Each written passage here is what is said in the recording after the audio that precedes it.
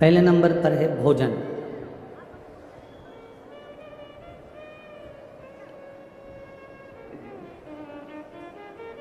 अगर हम किसी व्यक्ति को ज़्यादा भोजन दे दिए हैं, ज़्यादा भोजन हमने परोस दिया है, ज़्यादा भोजन हमने प्रदान कर दिया है, तो ये निश्चित है कि वो ज़्यादा भोजन अगर हमने दिया तो वो आधा छोड़कर चले जाए। तीन चीज़ें ज़्यादा देने पर, तीन चीज़ें ज़्यादा प्रदान करने पर अधूरी रह जाती है, आधी रह जाती है, आधी छूट जाती है। पहले नंबर पर है भोजन, दूसरे नंबर पर है प्रेम और तीसरे नंबर पर है ज्ञान। हमने अगर किसी को ज़्यादा भोजन दे दिया तो वह अधूरा छूट जाएगा। हमने किसी को ज़्यादा प्रेम दे दिया, ज़्यादा स्नेह दे दिया, ज़्यादा हमने प्रेम प्रदान कर दिया तो प्रेम भी अधूरा रह जाता है। और तीसरे नंबर पर है दिया हुआ ज्ञान। आप किसी को अधिकता में ज्ञान दे रहे हो, बहुत कुछ समझाने का प्रयास कर रहे हो, बहुत कुछ देने का प्रयास कर रहे हो, तो वो अधूरा छोड़ जाता है।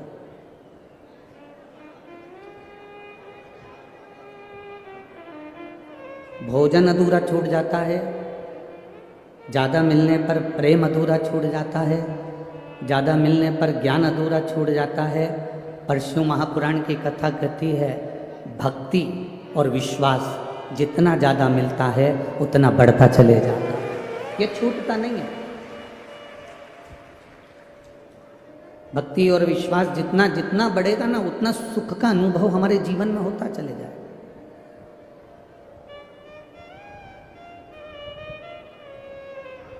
भक्ति और विश्वास जितना जितना दृढ़ होता चले जाएगा, उतना उतना हम परमात्मा के करीब होते चले जाएंगे।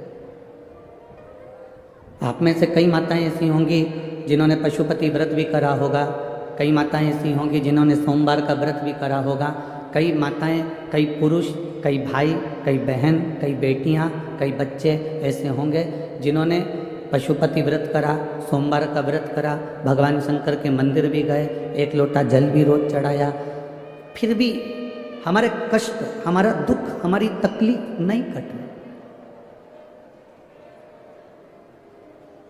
फिर भी हमारा कष्ट उतना कि उतना ही रह गया, फिर भी हमारा दुख रह गया, फिर भी हमारा कष्ट रह गया।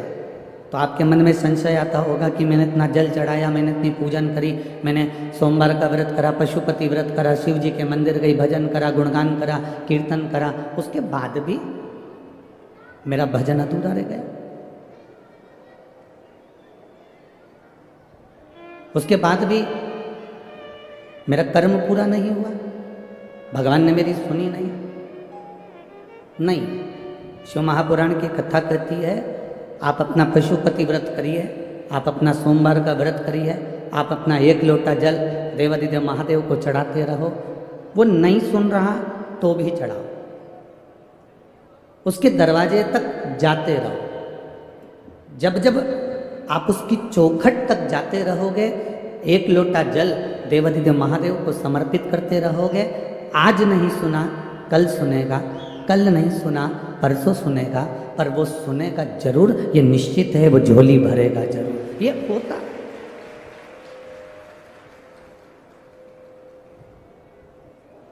अब इतनी सारी इसमें माताएं बैठी है और कोई जम के चिल्ला के कह दे बिमला बाई, तो ढेर सारी बिमला बाई खड़ी हो जाए। कोई कहे शांति बाई, तो शांति बाई खड़ी हो जाए। जब हम पुकारते हैं, जब हम आवाज़ लगाते हैं, जब हम पुकारने का प्रयास करते हैं, बोलने का प्रयास करते हैं, भगवान नहीं सुनता। भगवान अगर नहीं सुन रहा, उसके बाद भी हम उसको पुकार रहे हैं, उसके बाद भी हम उसको कह रहे हैं, बार बार आवाज़ लगा रहे हैं, श्री शिवाय नमस्तुभ्यम, बार बार बोल रहे हैं नमः शिवाय, बार बार बोल रहे हैं ओम नमः शिवाय, बार बार बोल रहे हैं द्वादशाक्षर मंत्र ओम नमो भगवते वासुदेवाय, बार बार हम राम कर रहे हैं, बार बार हम कृष्ण कर रहे हैं, बार बार हम शिव कर रहे हैं, बार बार हम श्री शिवाय नमस्तुभ्यम कर रहे हैं। वो नहीं सुन रहा, उसके बाद भी तुम पुकारते रहो। जब 3, 4, 5, 6 बार आवाज़ लगाते रहोगे तो निश्चित है एक ना एक बार मेरा महादेव पलट कर जरूर देखेगा और कृपा जरूर करेगा। उसका वो पुकारना तुम छोड़ना नहीं। बोल बम का नारा है, बाबा एक सारा, आप पुकारना ना छोड़िए, आप भगवान का भजन करना ना छोड़िए, आप भगवान को पुकारना ना छोड़िए।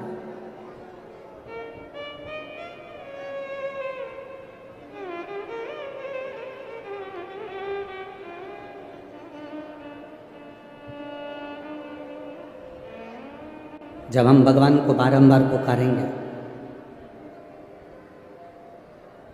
जब हम भगवान को बारंबार आमंत्रण देंगे, जब हम भगवान को बारंबार पुकारने का प्रयास करेंगे, वो सुनेगा। जो एक शिव जी का भक्त था, उसका नाम था मदन। वो भोलेनाथ जी का बड़ा बड़ा भगत था। मेरी राजगढ़ की जीजियों और मेरे भाई जितने भी बेटे हैं, राजगढ़ के जितने भी मेरे भाई बंधु, मेरे जीजा उन बैठे हैं, बड़ी सावधानी से सुनना कथा। राजगढ़ को 5 दिन की कथा मिली है, आज कथा का दूसरा दिन है। 1 मिनट की भी कथा किसी के कारणवश आपकी ना छूटे, क्योंकि आप दिल से बहुत दूर दूर से कथा सुनने आए हो। तो बाबा से प्रार्थना करना कि हमारी कथा हम सुनने के लिए आए हैं, और सुना है जो दिल से सुनता है तो वो दिल से लुटा कर भेजता भी जरूर है।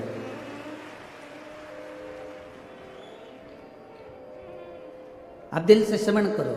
एक शिव जी का परम भक्त था मदन, जो भगवान शंकर का परम प्रिय भक्त है। आज तक भगवान शंकर ने उसको कभी दर्शन नहीं दिया, आज तक वो कभी भगवान शिव का दर्शन नहीं कर पाया, आज तक उसने भगवान शंकर का दर्शन नहीं करा। ना शिव जी उसको मिलने आए, ना इसने कभी शिव का दर्शन करा। केवल शिवालय जाता था, शिवालय में जाकर जो मंदिर में भक्त फूल चढ़ाकर जाते थे, उन फूल को उठा लेता था और उन फूल की पंखड़ी को निकालता था, और नीचे का जो डूट होता था, नीचे का जो भाग होता था, उसको फेंक देता था, और फूल की पंखड़ी से शंकर भगवान के मंदिर में शिव जी के आसपास में शंकर जी का श्रृंगार किया करता था।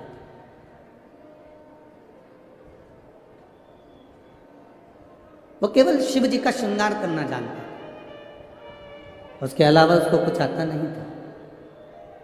बाबा देवादिदेव महादेव का श्रृंगार करना। आप में से कई माताएं होंगी, आप में से कई बेटियां होंगी, कई भाई होंगे, कई बेटे होंगे, जिन्होंने नियम बना कर रखा होगा कि शंकर जी के मंदिर में मैं जाऊंगा तो वहां पर श्रृंगार कर आऊंगा। आप में से कई माताएं ऐसी भी हैं कि भगवान को जल चढ़ाने जाती है तो वहां पड़े हुए फूल से शिव जी का श्रृंगार कर आ जाती है। आखिर क्यों? ये श्रृंगार की परिधि, ये श्रृंगार करने की एक नियम, ये श्रृंगार करने का एक क्रम, ये श्रृंगार करने का एक नियम हमारे जीवन में किसने दिया? ये श्रृंगार करने का नियम दिया है भगवान नंदी ने, ये श्रृंगार करने का नियम दिया है माता अंजना ने, ये श्रृंगार करने का नियम दिया है माता पार्वती ने, ये श्रृंगार करने का नियम दिया है माता सती ने, श्रृंगार करने का नियम दिया है श्री तुमरुका जी ने। तुमरुका जी भी चंचूला देवी से कहते हैं, चंचूला अगर किसी के पास में जल भी नहीं है, किसी के पास में फल भी नहीं है, किसी के पास में फूल भी नहीं है, किसी के पास में बेलपत्र भी नहीं है, तो सुन चंचूला, अगर मंदिर में पड़े हुए, मंदिर में भगवान के चढ़े हुए फूल उठाकर भी अगर उसकी नीचे की डूंठ को निकालकर उसकी पंखड़ी से भी अगर कोई देवादिदेव महादेव का श्रृंगार कर देता है तो मेरा महादेव उसकी झोलियां खुशियों से भर देता है।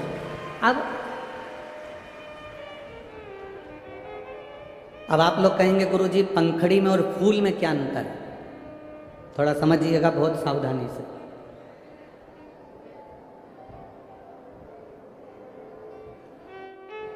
ये फूल है, हमारे हाथ में कितने फूल हैं? ये जम के बोलो जरा। एक पुष्प है। अब ये जो नीचे से डूट तोड़कर फेंक दिया और ये पंखड़ियां पत्तियां इकट्ठी हो गई, अब ये फूल कितने हो गए? इसकी कोई क्वांटिटी है? इसका कोई हिसाब है कि ये 1 फूल है कि 2 फूल है कि 3 फूल है कि 4 फूल है कि 5 फूल है? शिव महापुराण की कथा कहती है पुष्प 1 है। जब हम देवादिदेव महादेव पर चढ़े हुए फूल को उठाकर उसका जब श्रृंगार करते हैं तो नीचे के डूट को तोड़कर जब फेंक देते हैं और पंखड़ियों से जब बाबा का श्रृंगार करते हैं तो मेरा भोलेनाथ समझता है कि हमने एक पुष्प नहीं, बाबा के चढ़े हुए पुष्प को अनेक कर कर बाबा के चरणों को समर्पित किया है। बाबा के चरणों का हमने श्रृंगार किया है।